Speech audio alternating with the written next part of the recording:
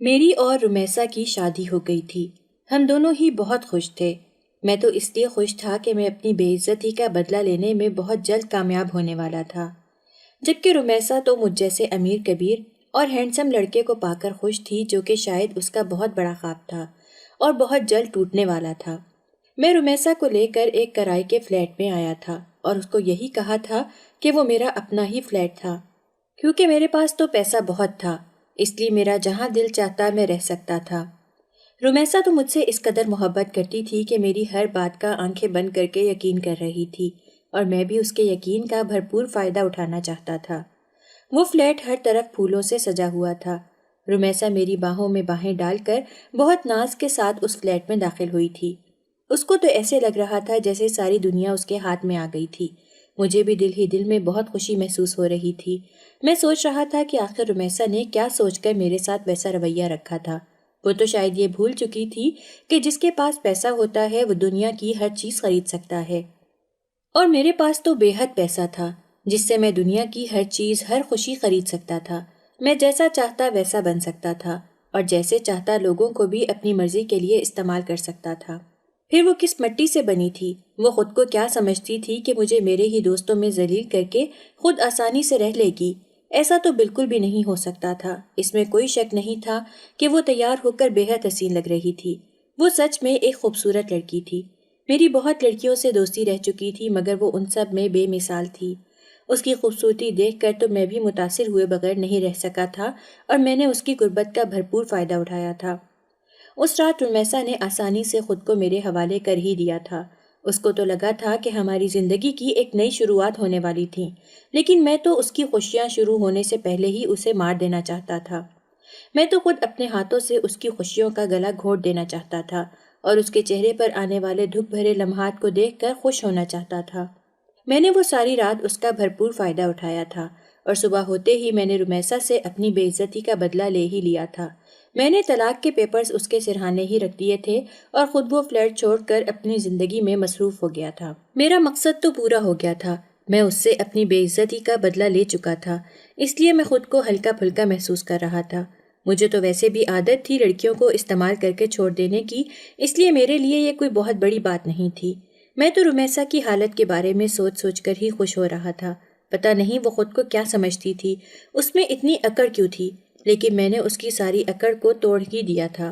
مگر میرا نام حارث ہے۔ میں نے ایک امیر گھرانے میں آنکھ کھولی۔ میرے ابو ایک لینڈ لارڈ تھے۔ ان کا اپنا الیکٹرانکس کا کاروبار تھا۔ گھر میں دولت کی کافی ریل پیل تھی۔ مجھ سے 4 سال چھوٹی میری بہن ہمنا تھی، جو ہم سب کی جان تھی۔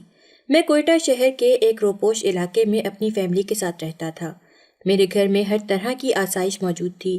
دنیا کی ہر چیز میرے اس بڑے سے محل نما گھر میں موجود تھی، جس سے میں اپنی زندگی جیسے چاہتا گزار سکتا تھا۔ میری امی بھی ایک سوشل ورکر تھیں، جو ہر وقت کسی نہ کسی سوشل ورک کے لیے گیٹ ٹوگیدر کرتی رہتی تھیں۔ ابو ویسے ہی زیادہ تر ملک سے باہر ہوتے تھے، کیونکہ ان کو اپنا بزنس مزید پھیلانا تھا، جس کے لیے وہ آئے دن پاکستان سے باہر ہی رہتے تھے۔ میری چھوٹی بہن ہمنا بہت ذہین اور محنتی لڑکی تھی۔ اس کو کتابیں پڑھنے کا بہت شوق تھا، اور اس کے لیے اس نے گھر میں ہی ایک چھوٹی سی لائبریری بھی بنا رکھی تھی۔ اگر ہمنا کو ڈھونڈنا ہوتا تو وہ ہمیشہ لائبریری میں ہی ملتی۔ وہ اپنے کالج کے بعد کا زیادہ تر وقت لائبریری میں ہی گزارتی تھی، اور باقی رہ گیا تھا میں تو مجھے تو گھر میں بیٹھنا بالکل بھی پسند نہیں تھا۔ میں تو کالج کے بعد اپنے دوستوں کے ساتھ ہیوی بائک یا ہیوی کار پر ریسنگ کرتا رہتا تھا، کیونکہ یہی میرا جنون تھا۔ میرا شوق تھا میرے دوست اور اپنے دوستوں کے ساتھ ہر وقت پارٹی کرنا، اس لیے میں بھی گھر پر کم ہی ٹکتا تھا۔ میں تو ہر روز ہی دوستوں کے ساتھ ایک نئی جگہ پارٹی کرتا ہوا ہی پایا جاتا تھا، کیونکہ میرے لیے میرے ماں باپ اور بہن ہمنا کے بعد سب سے زیادہ عزیز میرے دوست ہی تھے۔ گھر پر تو ہمنا کے علاوہ ہوتا ہی کوئی نہیں تھا۔ وہ بھی ہر وقت کتابوں میں ہی مگن رہتی تھی، جو کہ مجھے تو بہت اکتا دیتا تھا۔ مجھے بھی وہ بہت بور کر دیتی تھی، تبھی تو میں ہر وقت اپنے دوستوں کے ساتھ گھومتا پھرتا رہتا تھا۔ امی ابو نے بھی ہم پر کبھی کسی قسم کی کوئی پابندی نہیں لگائی تھی۔ ہم ہر معاملے میں آزاد تھے۔ کوئی پوچھنے والا تھا ہی نہیں کہ ہم اپنا سارا وقت کہاں گزارتے تھے، اور جیب خرچ تو مجھے اس قدر کھلا ملتا تھا کہ اس سے میرے سارے دوست بھی دل کھول کر عیاشیاں کر سکتے تھے۔ میں تو خوابوں کی دنیا میں رہنے والا ایک آزاد خیال لڑکا تھا، مگر مجھے نہیں معلوم تھا کہ آنکھ کھلنے پر خواب ٹوٹ بھی جایا کرتے ہیں۔ مجھے ریسنگ کے ساتھ ساتھ ایک اور بھی شوق تھا، اور وہ تھا لڑکیوں کے ساتھ دوستی کر کے ان کے ساتھ وقت گزاری کرنا۔ امیر تو میں تھا ہی، اس کے ساتھ ساتھ میری پرسنالٹی بھی اس قدر کمال کی تھی کہ لڑکیاں خود میری طرف دوستی کا ہاتھ بڑھاتی تھیں، اور میں بھی ہر ایک کے ساتھ دوستی ضرور کرتا تھا، کیونکہ یہی تو میری سب سے بڑی انٹرٹینمنٹ تھی کہ میں ہر لڑکی کے ساتھ دوستی کر کے اس کے ساتھ خوب دل بہلاتا تھا۔ اور اگر کوئی لڑکی مجھ سے شادی کے بارے میں پوچھتی تو میں اس کو صاف انکار کر دیتا، کیونکہ میں لڑکیوں سے دوستی صرف وقت گزاری کے لیے ہی کرتا تھا، جبکہ شادی کا میرا کوئی ارادہ نہیں تھا۔ شادی کے لیے تو میں نے پہلے ہی اپنا ذہن بنا رکھا تھا کہ جہاں پر میرے امی ابو کہیں گے میں اسی کے ساتھ شادی کروں گا۔ اس لیے بہت سی لڑکیاں مجھے یہ کہہ کر چھوڑ جاتی تھیں کہ میں صرف اپنے امیر ماں باپ کا بگڑا ہوا امیر زادہ ہوں، اور اس میں کوئی غلط بات بھی نہیں تھی۔ اگر کوئی کہے کہ میں اپنے امیر ماں باپ کا بگڑا ہوا بیٹا تھا تو اس میں کچھ غلط نہیں تھا، کیونکہ میں ایسا ہی تو تھا، اپنی من مانیاں کرنے والا، کسی کی ایک نہ سننے والا، اور اپنی ہی موج مستی میں گم رہنے والا۔ میری دوستی تقریباً شہر کی ہر اچھی اور خوبصورت لڑکی کے ساتھ تھی۔ اس کی وجہ یہ تھی کہ میں اپنے دوستوں پر دل کھول کر خرچ کیا کرتا تھا۔ میرے دوست سارا دن میرے ساتھ میری مہنگی مہنگی گاڑیوں میں گھومتے رہتے، اور ہم جہاں پر بھی جاتے وہاں پر ایک رونق لگا دیتے، کیونکہ ہمارا گروپ بہت بڑا تھا جس میں لڑکے اور لڑکیاں دونوں ہی شامل تھے۔ میرے گروپ میں امیر امیر گھروں کی لڑکیاں اور لڑکے شامل تھے، اس لیے ہم دل کھول کر پیسہ خرچ کرتے تھے۔ میرے سبھی دوست کسی نہ کسی کے ساتھ انگیج تھے، وہ تو ایک لڑکی کے ساتھ ہی خوش تھے، مگر میرا دل کبھی کسی ایک لڑکی کے ساتھ نہیں بھرا تھا، اس لیے میں آئے دن لڑکیاں بدلتا رہتا تھا۔ ایک لڑکی سے دل بھر جاتا تو میں دوسری کی طرف دوستی کا ہاتھ بڑھاتا، اور جب دوسری سے اکتا جاتا تو ایک نئی دوست ڈھونڈنے کے لیے نکل پڑتا، جو میرے لیے بہت ہی آسان کام تھا، کیونکہ میں جانتا تھا کہ لڑکیاں تو دولت اور پیسے کے پیچھے بھاگتی چلی آتی تھیں، جو میرے پاس بہت ہی تھا۔ میرے ماں باپ کو اس بات کی بالکل فکر نہیں تھی کہ میں ان کا پیسہ کن عیاشیوں میں اڑا رہا تھا، کیونکہ انہوں نے ہمیں کھلی چھوٹ دے رکھی تھی، اس لیے مجھے اپنے ماں باپ کا بھی کوئی ڈر نہیں تھا۔ انہوں نے تو مجھ سے کبھی کوئی سوال نہیں پوچھا تھا کہ آخر میں سارا دن کیا کرتا رہتا ہوں یا کہاں مصروف رہتا ہوں۔ البتہ ہمنا کو میری اس عادت کا پتہ تھا کہ میں فلرٹ کرنے میں ماہر تھا، وہ تو مجھے کہتی ہی ڈرامے باز تھی، لیکن وہ میری بہن تھی اور بہن بھائیوں میں تو سب چلتا ہے۔ میں تو پڑھائی میں بھی کوئی خاص دلچسپی نہیں لیتا تھا، صرف ڈگری حاصل کرنے کے لیے ہی پڑھتا تھا، کیونکہ میں جانتا تھا کہ میرے ابو کا اپنا بہت بڑا بزنس تھا جو آگے جا کر مجھے ہی سنبھالنا تھا۔ نوکری تو مجھ سے وہ کروانے والے نہیں تھے، اگر میں کہیں نوکری کرنے کے لیے کہتا بھی تو ابو کو اس بات کا بہت برا لگتا، کیونکہ اپنا بزنس ہونے کے باوجود بھی میں کہیں اور نوکری کرتا، یہ بات تو ان کو بالکل بھی پسند نہیں آتی۔ لوگ کیا کہیں گے کہ اپنا بزنس ہونے کے باوجود بھی دوسرے کے ہاں مزدوری، بالکل بھی نہیں۔ اس لیے میں نے پڑھائی کو کبھی سرے سے سنجیدہ لیا ہی نہیں تھا۔ میرے گروپ میں شامل دوست بھی سب میری ہی طرح عیاشیاں کرنے والے تھے، لیکن ان میں اور مجھ میں بھی صرف ایک فرق تھا، وہ یہ کہ ان کے ساتھ ہمیشہ ایک ہی ایسی دوست ہوتی تھی جس کے ساتھ وہ محبت کرتے تھے اور ساری زندگی ایک ساتھ گزارنے کی پلاننگ بھی کرتے تھے، جبکہ میرے ساتھ ہر دفعہ کوئی نئی اور پہلے سے بھی زیادہ خوبصورت لڑکی ہوتی تھی جس کی باہوں میں باہیں ڈال کر میں اپنا دل بہلاتا تھا۔ جب میرا دل اس سے بھر جاتا تو میں پیسہ دے کر اس کو خود سے دور کر دیتا۔ مجھے تو شروع سے لڑکیوں میں کسی خاص قسم کا لگاؤ رہا ہی نہیں تھا، میں صرف ایک حد تک ان سے دوستی کرتا۔ میری کوشش ہوتی تھی کہ میں کسی کے ساتھ دل لگی نہ کروں، کیونکہ میں صرف ایک ہی لڑکی کا ہو کر اپنی زندگی برباد نہیں کرنا چاہتا تھا۔ اگر کسی ایک ہی لڑکی کا ہو کر مجھے زندگی گزارنی تھی تو اس کا تو صرف ایک یہی حل تھا کہ میں اس کے ساتھ شادی کر کے اس کے اصولوں کے مطابق گھر پر قید ہو کر ہی بیٹھ جاتا، جس سے شاید میری آزادی ہی ختم ہو جاتی، جبکہ میں تو کھلی فضا میں اڑنے والا ایک آزاد پنچھی تھا جس کو کسی کی قید میں رہنا تو بالکل بھی پسند نہیں تھا۔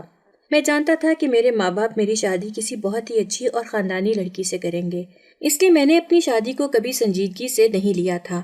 میں اپنی زندگی کا ہر رخ دیکھنا چاہتا تھا اور اپنی زندگی میں بہت سے ایڈونچر کرنا چاہتا تھا۔ میں جس کالج میں پڑھتا تھا وہاں کی بھی تقریباً ہر لڑکی ہی میری دوست رہ چکی تھی اور مجھے بہت اچھی طرح سے جانتی بھی تھی۔ جس لڑکی سے میرا دل بھر جاتا میں اس کے ساتھ اس انداز سے الگ ہوتا کہ نہ تو مجھے دکھ ہوتا اور نہ ہی اس لڑکی کو میری وجہ سے کوئی مسئلہ ہوتا۔ میں اپنی زندگی میں بہت خوش تھا جب تک میری ملاقات رمیسا سے نہ ہوئی تھی۔ یہ ان دنوں کی بات ہے جب میں اپنے دوستوں کے ساتھ ہی کالج کے ایک فنکشن کی تیاری کر رہا تھا۔ ویسے تو میں اپنے کالج کے بہت ہی کم فنکشنز میں حصہ لیتا تھا، لیکن ان دنوں جو ڈرامہ ہم سٹیج پر پرفارم کرنے والے تھے اس کے مرکزی کردار ایک لڑکا اور لڑکی تھے جو آپس میں ایک دوسرے سے بہت محبت کرتے تھے، اور میرے دوستوں نے یہ کردار مجھے ہی کرنے کے لیے کہا تھا کیونکہ میں پیار محبت کی باتیں کرنے میں بہت زیادہ ماہر تھا، اور جو کردار بھی کرتا اس کی تہ میں ڈوب جاتا۔ میں تو ہر اس کردار میں جیسے جان بھر دیا کرتا تھا جس میں پیار محبت نام کا کوئی بھی رشتہ ہوتا۔ لڑکیاں میری باتیں سن کر خود ہی میری طرف مائل ہونے لگ جاتی تھیں، اس لیے وہ پیار محبت کا کردار مجھ سے بہتر تو کوئی بھی نہیں کر سکتا تھا۔ میں نے خوشی خوشی وہ ڈرامہ پرفارم کرنے کے لیے حامی بھر لی تھی۔ میرے مقابل میں جو لڑکی تھی اس کا نام رمیسا تھا۔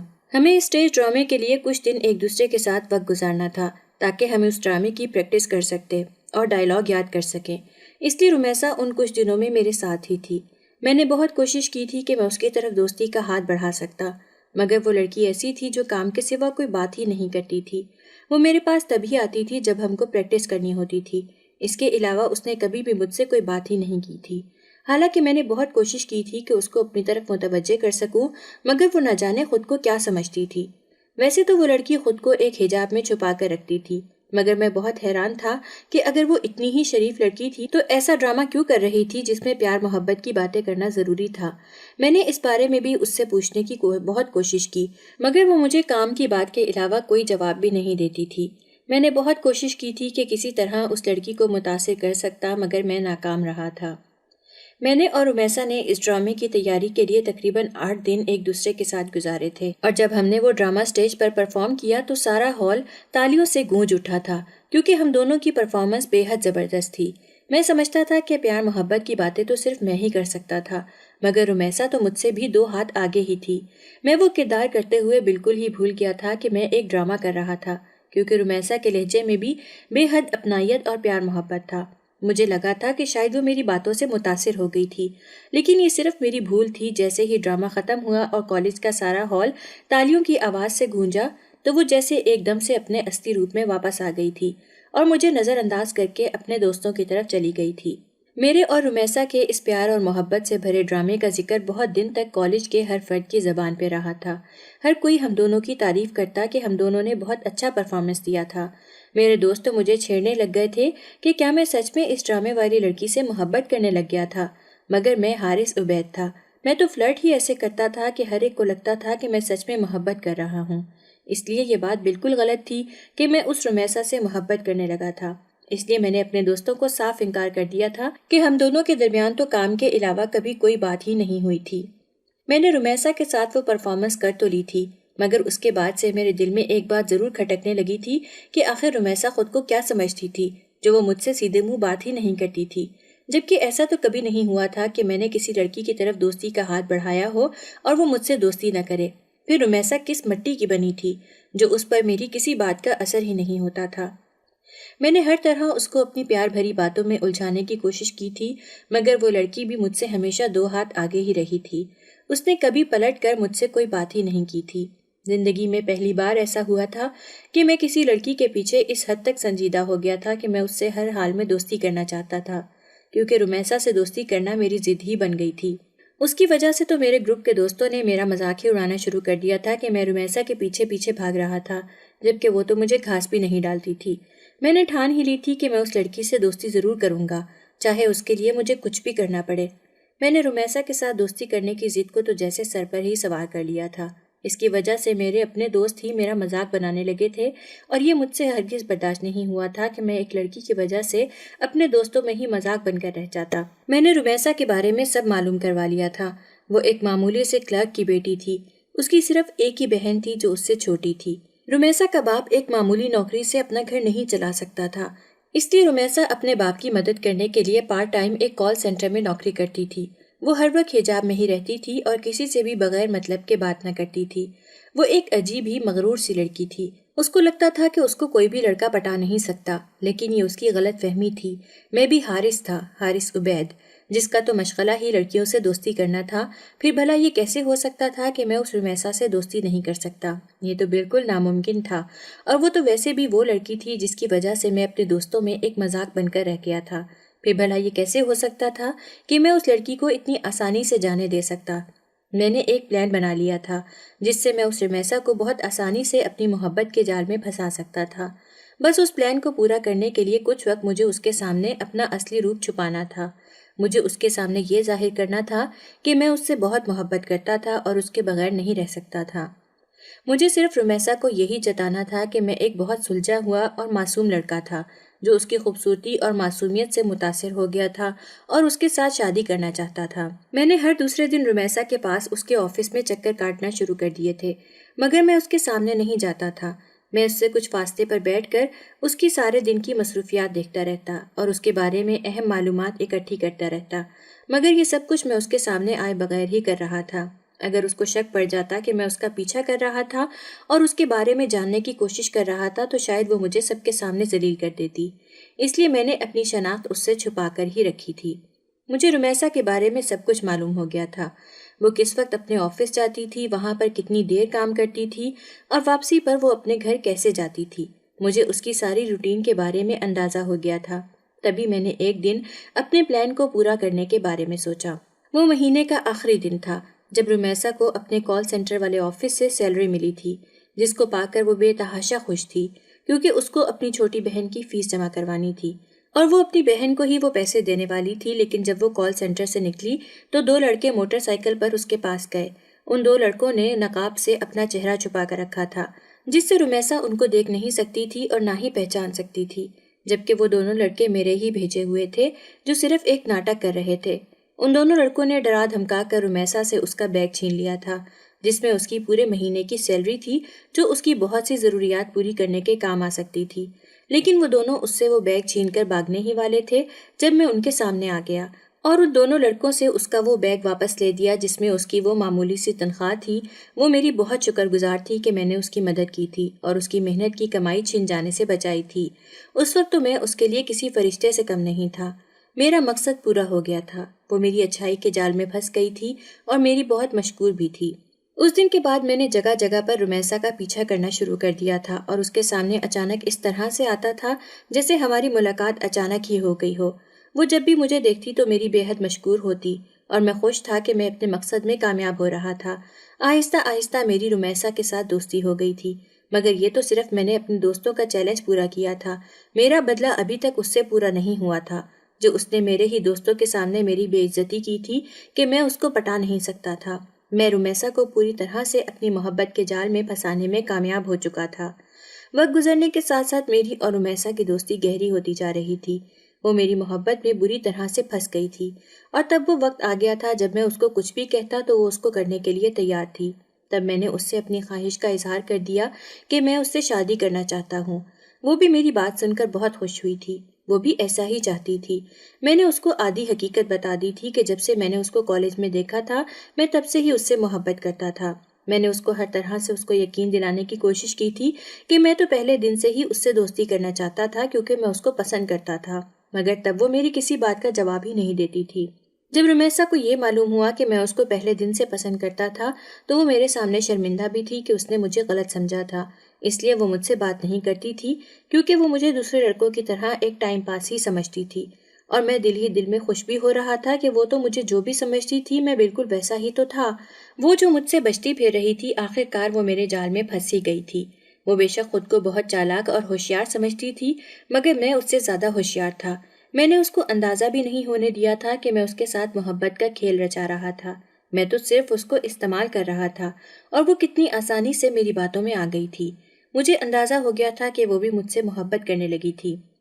جب رمیسا ہر طرح سے میری محبت کے جال میں پھنس چکی تھی کہ اس کے نکلنے کا کوئی امکان ہی نہیں تھا، تب میں نے اس کے ساتھ شادی کرنے کا فیصلہ کیا اور کرائے کے ماں باپ بنا کر اس کے گھر رشتہ لینے کے لیے بھیج دیے۔ وہ تو شاید اپنے گھر میں پہلے ہی میرے بارے میں بتا چکی تھی، اس لیے اس کے ماں باپ نے میرا رشتہ بہت آسانی سے قبول کر لیا تھا اور ہم دونوں کی شادی کی تاریخ بھی رکھ دی تھی۔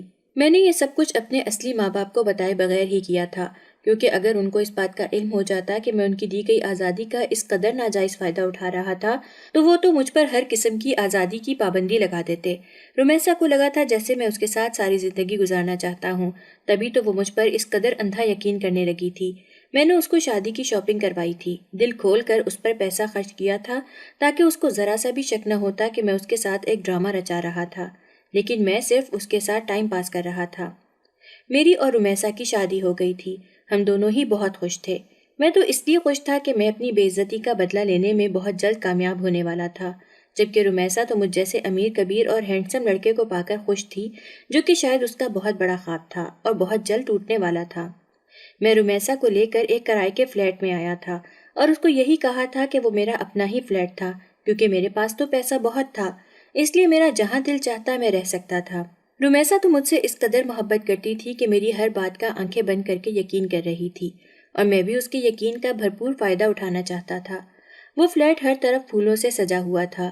रुमैसा मेरी बाहों में बाहें डालकर बहुत नाज के साथ उस फ्लैट में दाखिल हुई थी। उसको तो ऐसे लग रहा था जैसे सारी दुनिया उसके हाथ में आ गई थी। मुझे भी दिल ही दिल में बहुत खुशी महसूस हो रही थी। मैं सोच रहा था कि आखिर रुमैसा ने क्या सोचकर मेरे साथ वैसा रवैया रखा था। वो तो शायद ये भूल चुकी थी कि जिसके पास पैसा होता है वो दुनिया की हर चीज़ खरीद सकता है, और मेरे पास तो बेहद पैसा था जिससे मैं दुनिया की हर चीज़, हर खुशी खरीद सकता था। मैं जैसा चाहता वैसा बन सकता था और जैसे चाहता लोगों को भी अपनी मर्जी के लिए इस्तेमाल कर सकता था। फिर वो किस मट्टी से बनी थी? वो खुद को क्या समझती थी कि मुझे मेरे ही दोस्तों में जलील करके खुद आसानी से रह लेगी? ऐसा तो बिल्कुल भी नहीं हो सकता था। इसमें कोई शक नहीं था कि वो तैयार होकर बेहद हसीन लग रही थी। वो सच में एक खूबसूरत लड़की थी। मेरी बहुत लड़कियों से दोस्ती रह चुकी थी मगर वो उन सब में बेमिसाल थी। उसकी खूबसूरती देखकर तो मैं भी मुतासिर हुए बगैर नहीं रह सका था और मैंने उसकी गुर्बत का भरपूर फ़ायदा उठाया था। उस रात रुमैसा ने आसानी से खुद को मेरे हवाले कर ही दिया था। उसको तो लगा था कि हमारी ज़िंदगी की एक नई शुरुआत होने वाली थी, लेकिन मैं तो उसकी खुशियों को शुरू होने से पहले ही मार देना चाहता था। मैं तो खुद अपने हाथों से उसकी खुशियों का गला घोंट देना चाहता था और उसके चेहरे पर आने वाले दुख भरे लम्हात को देखकर खुश होना चाहता था। मैंने वो सारी रात उसका भरपूर फ़ायदा उठाया था और सुबह होते ही मैंने रुमैसा से अपनी बेइज्जती का बदला ले ही लिया था। मैंने तलाक के पेपर्स उसके सिरहाने ही रख दिए थे और ख़ुद वो फ्लैट छोड़कर अपनी ज़िंदगी में मसरूफ़ हो गया था। मेरा मकसद तो पूरा हो गया था। मैं उससे अपनी बेइज्जती का बदला ले चुका था, इसलिए मैं खुद को हल्का फुल्का महसूस कर रहा था। मुझे तो वैसे भी आदत थी लड़कियों को इस्तेमाल करके छोड़ देने की, इसलिए मेरे लिए ये कोई बहुत बड़ी बात नहीं थी। मैं तो रुमैसा की हालत के बारे में सोच सोच कर ही खुश हो रहा था। पता नहीं वो खुद को क्या समझती थी, उसमें इतनी अकड़ क्यों थी, लेकिन मैंने उसकी सारी अकड़ को तोड़कर ही रख दिया था। मगर उसके बाद जो कुछ होने वाला था वो तो मेरे महमो गुमान में भी नहीं था। बेशक मैं अपनी ज़िंदगी में लड़कियों को एक खिलौना समझता आया था, मगर रुमैसा के साथ की जाने वाली वो ज़्यादती मुझे बहुत महंगी पड़ने वाली थी। मैं सोच भी नहीं सकता था कि रुमैसा के साथ पंगा लेना मेरी ज़िंदगी की कितनी बड़ी गलती थी। जब से मैंने रुमैसा को छोड़ा था उसके घर वाले मेरे साथ किसी भी किस्म के राब्ते में नहीं थे। मुझे लगा था कि शायद रुमैसा जब अपने घर पहुंचेगी तो उसके घर वाले मुझसे पूछने पहुंच जाएंगे कि मैंने उनकी बेटी के साथ ज्यादती क्यों की थी, मगर रुमैसा के घर से तो कोई भी नहीं आया था। खैर मुझे इससे क्या लेना देना था, मेरा तो काम हो चुका था। अब मेरी तरफ से वो जैसी भी होती, जिस भी हाल में होती, मुझे उससे कोई फर्क नहीं पड़ता था। मैं एक बार फिर से अपनी जिंदगी में मसरूफ हो गया था। मेरी और रुमैसा की शादी से लेकर तलाक तक की किसी को कानो कान खबर न हो सकी थी। मेरी ज़िंदगी में उसके आने और चले जाने से कोई फ़र्क नहीं पड़ा था। इस दौरान मेरा कॉलेज भी ख़त्म हो चुका था और मैं अपने अब्बू का बिज़नेस संभालने लगा था। अम्मी अब्बू भी मुझसे बहुत खुश थे क्योंकि मैंने उनका बिज़नेस अच्छे से संभाल लिया था। हम सब एक बार फिर से अपने अपने कामों में मसरूफ़ हो गए थे। ऐसे ही एक दिन जब मैं अपने ऑफिस में काम कर रहा था तो एक मुलाजिम ने मुझे इत्तला दी कि सर आपसे कोई मिलने आया है। मुझे लगा कि शायद मेरा कोई दोस्त ही होगा, इसलिए मैंने उसको अपने कमरे में बुलवा लिया, मगर मैं उसको देखकर हैरान खड़ा रह गया।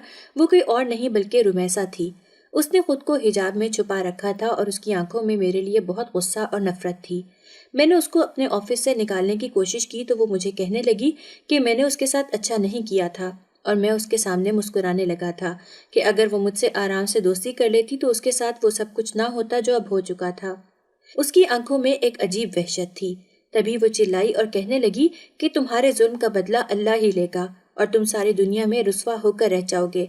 तुमने मेरे साथ तो जो किया सो किया, मैं तुम्हारे साथ वो करूंगी कि सारी दुनिया देखेगी।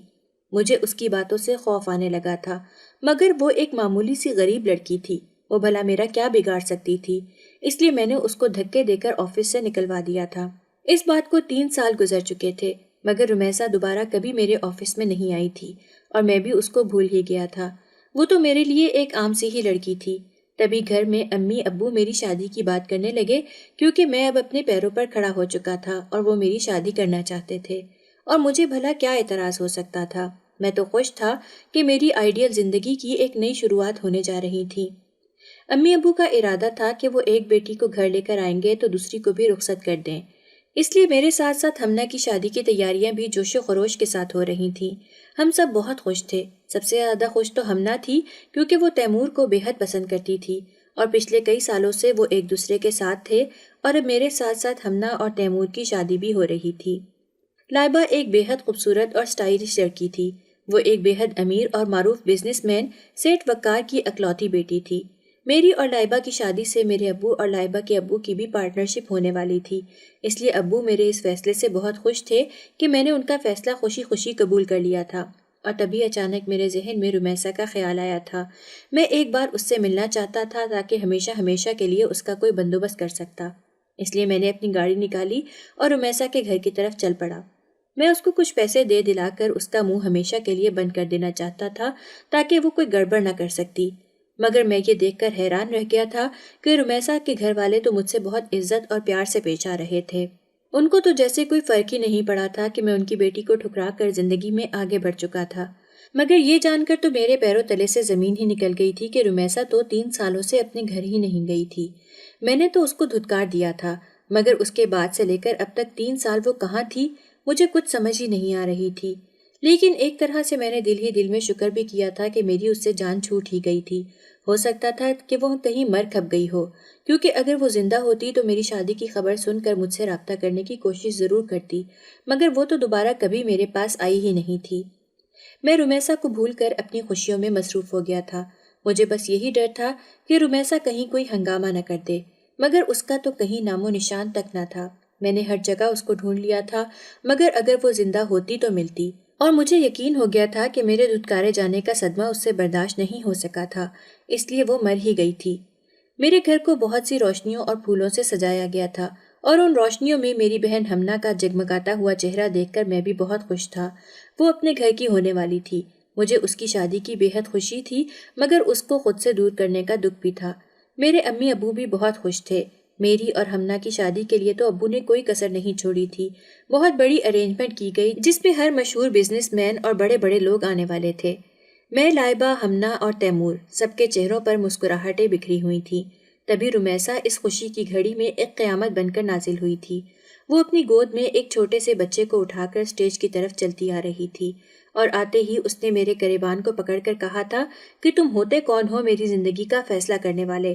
میں ایسا ہرگز نہیں ہونے دوں گی کہ میری زندگی برباد کر کے تم خود اپنی زندگی میں خوشیاں منا سکو۔ میں نے اس دن کا انتظار بہت شدت سے کیا تھا جب میں ساری دنیا کے سامنے تمہاری اصلیت کھول سکوں۔ میں نے بہت کوشش کی تھی کہ میں رمیسا کو چپ کروا سکتا، مگر وہ شور مچا مچا کر اور چیخ چیخ کر سب کو اپنے گرد اکٹھا کر چکی تھی، اور وہ بچہ سب کے سامنے کر کر کے کہہ رہی تھی کہ وہ میرا بچہ تھا۔ تبھی میں اپنی گھبراہٹ کو چھپاتے ہوئے کہنے لگا تھا کہ وہ ایک غریب لڑکی تھی جو صرف چند پیسوں کی خاطر مجھے ایسے بدنام کرنے کی کوشش کر رہی تھی۔ مگر میری بات سنتے ہی رمیسا ایک بار پھر سے ہنسنے لگی تھی اور کہنے لگی تھی کہ میں جانتی تھی کہ تم اس بچے کو ماننے سے بھی انکار کر دو گے، اس لیے میں سارا انتظام کر کے ہی آئی تھی۔ تبھی اس نے ایک میڈیکل سرٹیفکیٹ میرے منہ پر مارا اور کہنے لگی کہ یہ اس بچے کی رپورٹس ہیں۔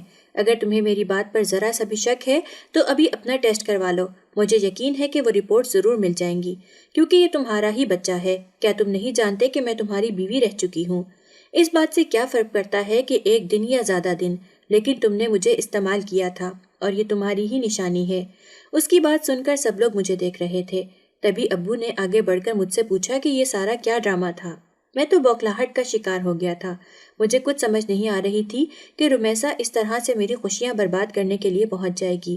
ہمنا بھی میری طرف حیرانگی سے دیکھ رہی تھی۔ اس کو تو یقین نہیں آ رہا تھا کہ اس کا بھائی اتنی گری ہوئی حرکت کر سکتا تھا۔ سارے لوگ طرح طرح کی باتیں کر رہے تھے اور رمیسا کھڑی میری طرف دیکھ کر مسکرا رہی تھی۔ وہ مجھے ساری دنیا کے سامنے رسوا کر چکی تھی، کیونکہ اس کے پاس موجود بچے کی رپورٹس اور میری رپورٹس میں کوئی فرق نہ تھا۔ وہ رپورٹس یہ صاف بتا رہی تھیں کہ اس کی گود میں میرا ہی بچہ تھا۔ جب امی ابو کو یہ یقین ہو گیا کہ وہ میرا ہی بیٹا ہے تو ابو نے مجھے اسی وقت دھکے دے دے کر گھر سے باہر نکال دیا تھا۔ میری بہن کی آنکھیں آنسوؤں سے بھری ہوئی تھیں۔ میں نے تو اپنے ساتھ ساتھ اپنی بہن کی خوشیوں کا گلا بھی گھونٹ دیا تھا۔ ہر کوئی میرے ابو پر طرح طرح کے فکرے کس رہا تھا کہ انہوں نے مجھے بہت زیادہ آزادی دے رکھی تھی، جس کا میں نے اس قدر ناجائز استعمال کیا تھا کہ کسی لڑکی کی زندگی ہی برباد کر دی تھی۔ اس لیے امی ابو نے مجھے اپنے گھر سے ہی نکال دیا تھا اور اپنی اس ساری جائیداد سے بھی بے دخل کر دیا تھا جس پر میں اتنا اتراتا پھرتا تھا۔ اس دن کے بعد سے امی ابو نے میری کبھی دوبارہ شکل نہیں دیکھی تھی، بلکہ وہ تو مجھے اپنے گھر میں ہی نہیں گھسنے دیتے تھے۔ ابو نے تو مجھے صاف صاف دھمکی دے دی تھی کہ اگر میں نے دوبارہ ان کے گھر کا رخ کیا تو وہ مجھے پولیس کے حوالے کر دیں گے۔ وہ تو میری ہی بھلائی کے لیے مجھے زندہ چھوڑ رہے تھے تاکہ میں زمانے کی ٹھوکریں کھا سکوں اور یہ سیکھ سکوں کہ پیسے کے بغیر اور عزت کے بغیر جینا کتنا مشکل تھا۔